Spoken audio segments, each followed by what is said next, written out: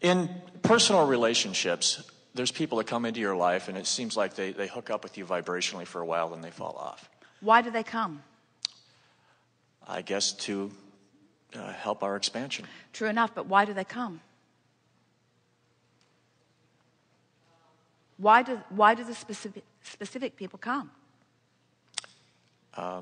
They are a manifestation of your vibration. Okay. Every time. So they come as evidence of what you're doing vibrationally. Okay. So you could say, well, they come to show me what I'm doing, or they come for the fun, or of course, all of those reasons are accurate. But why do they come? They came because I summoned them with my practiced vibration. Continue. Okay, this is a hot seat, right? I'm sure I didn't ask for some of these people.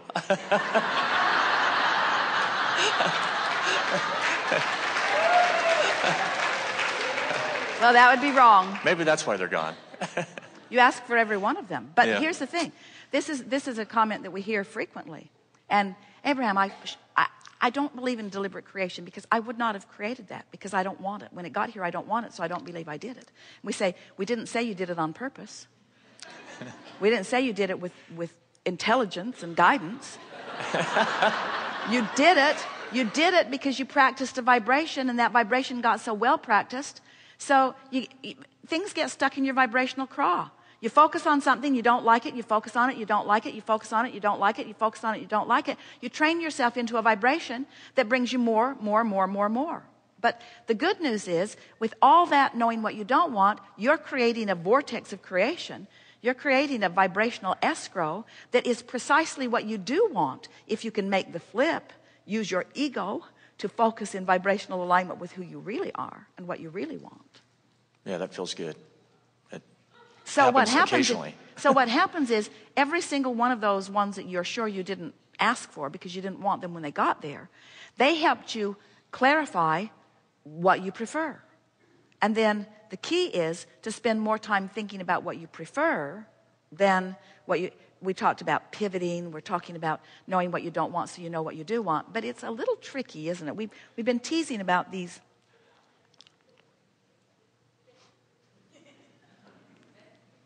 There is an echo, and it is us. We've been teasing about these money and law of attraction cards.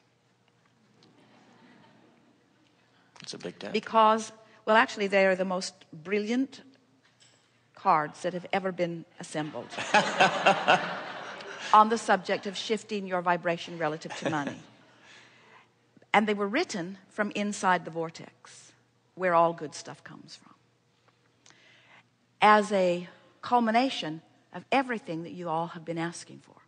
So we just stood there, looked over what you want to know, understood it completely, and ta-da.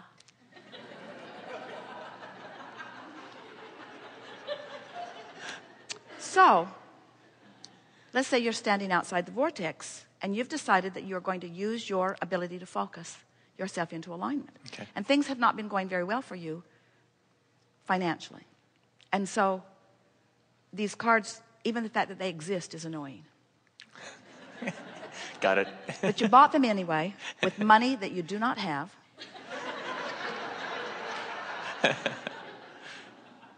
You look at them and the colors are nice. And you read, I am developing the skill to direct my thoughts. And then you throw that card away. I can have money and freedom too. I'm going to mail that one to my employer. I do not need to have money to attract money. That is very fortunate. I have control over the thoughts I think. I hate these cards. Money isn't everything, but there is no shortage of money or time. Who writes this stuff? I will praise success wherever I see it, and if I ever see it, I surely will.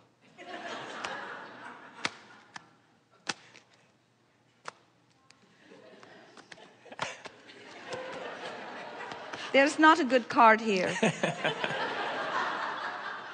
Because when you are crossways of the frequency of what you want, then hammering at it, trying to go specifically positive when you have just been feeling specifically negative, makes you dig in defiance and defense and justification and rationalization of where you are.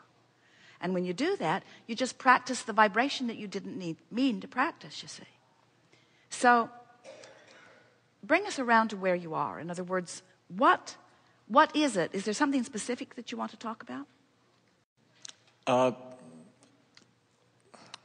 Well, several things. Let's talk about in relationships. Why is it that sometimes the less interest you show in someone, the more they're attracted to you, and the less more interest you show in someone? Is that the simplest form? This is exactly what we're talking about. Because in your lack of interest, you are less specifically pushing them away. In other words, because you already, as in the demonstration of these cards, don't believe in the viability of the relationship.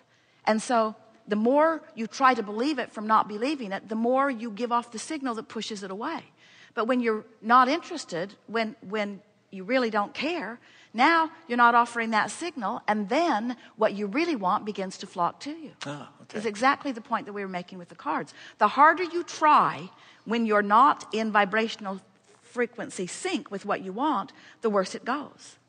Interesting. When we talk about deliberate creation, feels counterintuitive to some of you, doesn't it? It's like, I should try harder. And we say, no, you should give it up. You should let go. But it comes back to what we were saying earlier, that the process of creation is 3 steps. Ask, you've already done that.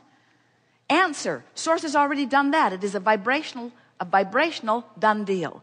Now your work is to do anything and everything you can to relax into, to allow, to let be, to surrender into. And the harder you try to be specific when you don't have the answers, when you don't know where, when, who, how, where. In other words, when you don't have the answers to that, then the more you hold yourself in the frequency that defies it. That's why the more I dream and the less I give a heck about it, it seems to come.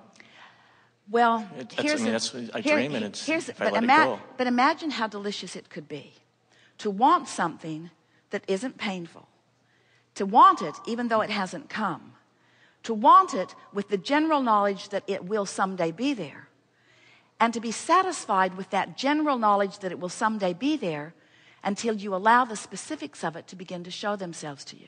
So there's a difference between just saying, I don't want those grapes because they're sour anyway. Yeah. There's a difference between saying, I don't want it, because the truth of it is, you do want it. You do want it. You can't give up on your dreams. And to say you're not dreaming those dreams anymore is not accurate at all. You cannot cease to want what you want, but you can choose your vibrational position to it by railing against the absence of it or by surrendering to the presence of it. And what you're talking about is part of that process. In other words, it's part of the letting go of the details of it. Exactly, yeah. Perfect words that you've offered, yes. Thank you. Yes. Something more? No, that's enough. Very good. Thanks.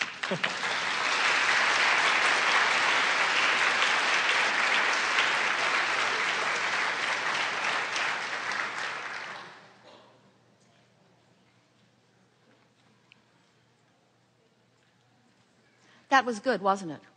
Don't you have a stronger sense of why some things that you've been wanting have been avoiding you? Because how you really feel is what's coming to you. I'm really thankful to that gentleman, because I'm going to cover a lot of things he actually just asked. He set it right up for you.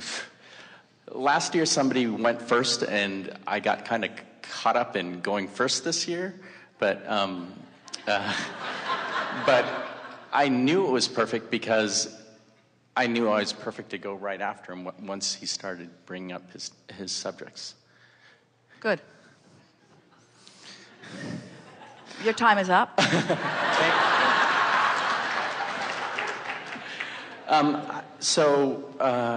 I've become pretty good at getting in the vortex. How do you know? Because of the way I feel, and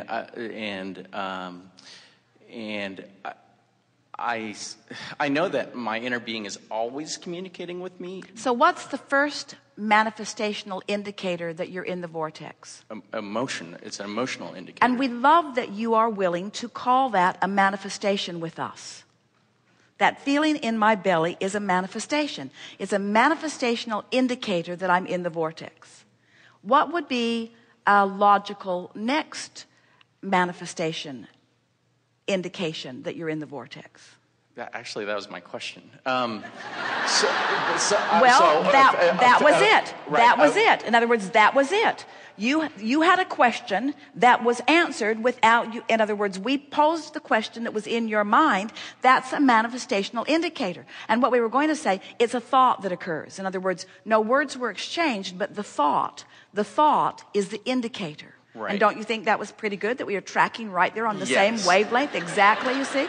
It's a manifestational indicator. So first it's a feeling, then thoughts begin to occur to you, then people begin to walk into your space and offer words, then you begin to see things. In other words, the manifestations just become prolific all around you as indicators that you are in the vortex.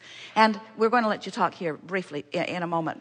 We're going to be brief, but we just want to say at the outset here that when you get on this roll where you know you have affected a feeling, which is a manifestational proof that you have achieved vibrational alignment with the vortex, and then thoughts start streaming, and then others start joining you in conversation, and then the earth starts moving. In other words, things start happening. That's when you begin to feel that worthy understanding that you, and that feeling of empowerment, that you are the creator and that the manifestation is following the direction of your thoughts. Good. Okay. So I guess that's my answer also. Pretty much. So, because the way I do it is more or less by visualizing, some generally visualizing but specifically. isn't a vision just a more detailed Specific, thought? correct. A more specific thought. Correct. So once you start visualizing, what's that telling you? That's telling you you're on the vibe of it. So now, we were talking earlier. Oh, such a good conversation. We were talking earlier about how out here in the what is reality, you can see and hear and smell and taste and touch. You mean you're in the vortex where there's no stuff actually manifested, but you're seeing it? So a visualization is more indication that you're in the vortex. So first it's emotion, then, or feeling, then it's thoughts begin to stream. Now you're beginning to see stuff. Are you kidding? Now you're beginning to see stuff. This is all indication of the vortex. Wonder what'll come next. Right. So I was listening to Are you in the vortex visualizing, feeling, and then comparing, where is it? I feel it. Where is it? I feel it, and slowing it down? Or are you basking in the deliciousness of the feeling that's getting more and more detailed until the details begin to show up in concrete manifested form? So that's my next question. So I just continue to do it. We're really enjoying how your next question keeps following our next answer. In other words, you're manifesting all over the place. In other words, this is that, can't you see that track on that, can't you just see it? You're in the vortex and it's just looping around and giving you another reason and another reason and another reason. And so the next step is just continue until physical translation happens. Is it a step? Is it a step? Or is it so much the next logical thing that you don't even need to call it a step? Right. The next awareness, the next observation, the next feeling, the next awareness is the best word. The next manifestation, the next reality, the next observation. And it's obvious. Whenever it comes, it'll be obvious. Well, we think it's been pretty obvious here this morning. I agree. Don't you? Thank you. Yeah, I get it. Good time for a segment of refreshment.